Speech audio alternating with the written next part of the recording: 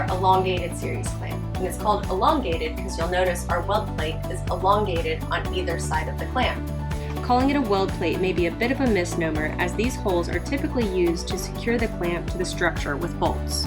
Now, one thing that we've seen people try to do is get rid of this elongated weld plate and just use longer bolts instead.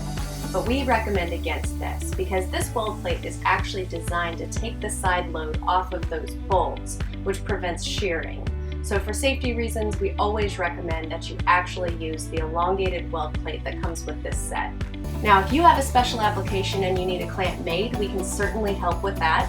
If you're having issues with the current clamps that you're using, please give us a phone call or email us, and we'd be happy to help you find a solution.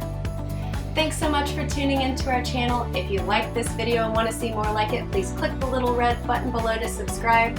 If you'd like to leave us a comment, we'd love to hear from you. Let us know what videos you want us to make in the future. Until next time, thanks for watching, and check us out at OneHydraulics.com.